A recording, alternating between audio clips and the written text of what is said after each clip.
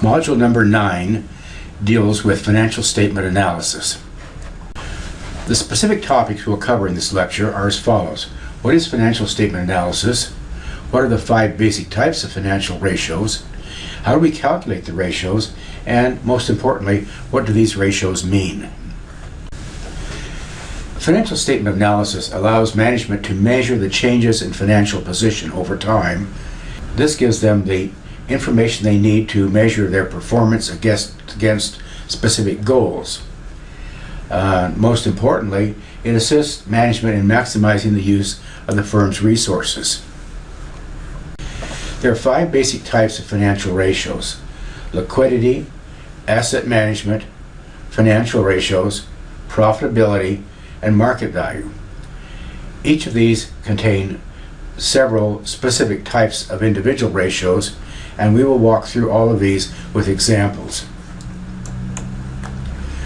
During this lecture, you should have the financial statements of the Amerisource Bergman Corporation in front of you for the years 2011 and 2012, so that you can understand where I'm getting the information that I'm using in making the calculations.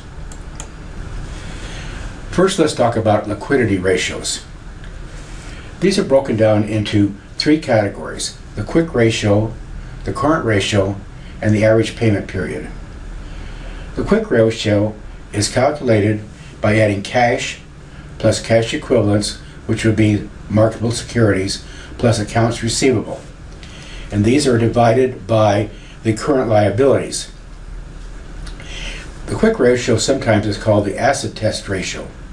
What this tells us is, does the firm have enough cash and receivables on hand to meet their current accounts payable and wages payable without liquidating inventory?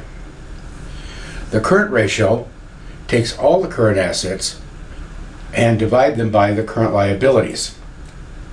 So this is a little bit different than the quick ratio.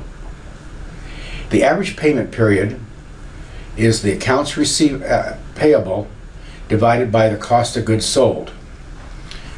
So this is how long does it take the firm to convert money that they owe to the vendors from the time they sell it until they pay for it.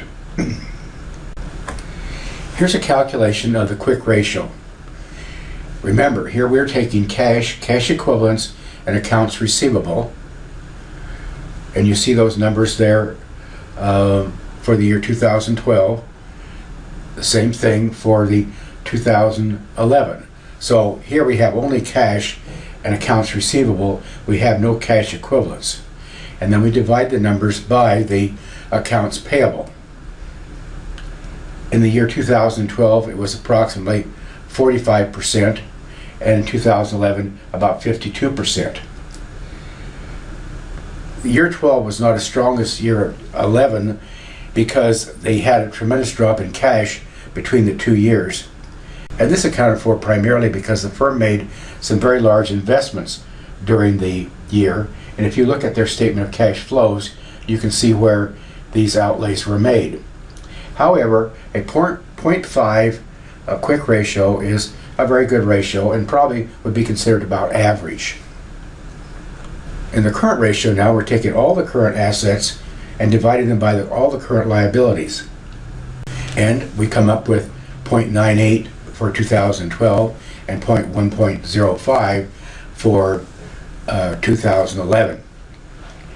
There was a drop in the ratio between the 2 years, but not substantially. Quite often firms will look for a 2-to-1 current ratio. Here we have about a 1-to-1 current ratio.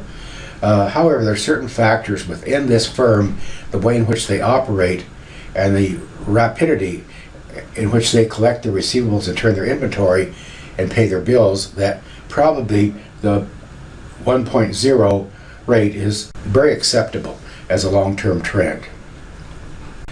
Now, in the average payment period, we are first taking the cost of goods sold and dividing it by 365 days.